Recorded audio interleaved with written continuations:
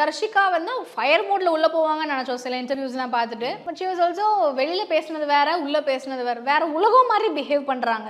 என்னன்னா அவங்களுக்கு வெளியே நெகட்டிவிட்டி கிரியேட் ஆயிடக்கூடாது அப்படிங்கிறது அவங்க மைண்டுக்குள்ள இருக்குது. And Vishal one of the ஃபைனலிஸ்டா இருக்கிறதுனால நம்ம போயிட்டு இந்நேரத்துக்கு நம்ம அதாவது மிட் ஆஃப் தி சீசனா இருந்துச்சுன்னா எல்லாரும் போயிட்டு மனசுல இருக்கிறதெல்லாம் அப்படியே டைரக்டா பேசி இது பண்ணிட்டு வந்திருப்பாங்களா இருக்கும். பட் இது ஃபினாலே வீக், இன்னொரு 4 நாள் தான் இருக்குது. இந்த இடத்துல போய் தர்ஷிகா பேசுறது ஒன்னால அவன் ஜெயிக்காம போயிட்டான் அப்படின்ற மாதிரி தர்ஷிகா மேல பழி விழுந்துருச்சுன்னா கூட அது இப்ப சொல்றாங்க இல்லையா, நீ வெளியே வந்தது காரணம் விஷால் தான் அப்படிங்கறத நானே அக்செப்ட் பண்ணிக்க மாட்டேன், எதுக்கு அவன் மேல ஒரு பழி போடுறீங்க. அந்த மாதிரி இப்போ விஷால் வின் பண்ணாததுக்கு காரணமே விஷாலோட ஃபேன்ஸ் சொல்றேன். விஷால் வின் பண்றதுக்கு சான்சஸ் 0% நமக்கு தெரியும். ஆனா விஷாலோட ஃபேன்ஸ் வந்து விஷால் என்ன சொல்லிடுவாங்க அப்படின்னா, தர்ஷிகா உள்ள போய் ஃபினாலே வாரத்துல இப்படி பேசுனதுனால தான் விஷால் ஜெயிக்காம போயிட்டாரு அப்படிங்கிற மாதிரி சொல்லிட்டாங்கன்னா அது தர்ஷிகா மேல ஒரு பாரமா இருந்துரும் இல்லையா. சோ அதுவும் அவங்க மைண்ட்ல இருக்கும். சோ முடிஞ்ச அளவுக்கு பாசிட்டிவா நெகட்டிவா அப்படி நாசுக்கா சொல்லிட்டு வந்துடலாம் அப்படிங்கிறதுனால தான் நேத்து உட்கார்ந்து அம்மாவுடைய ரிங் எல்லாம் கேட்கும்போது அந்த மனுஷன் ஒட்டஞ்சே போயிட்டாப்ல.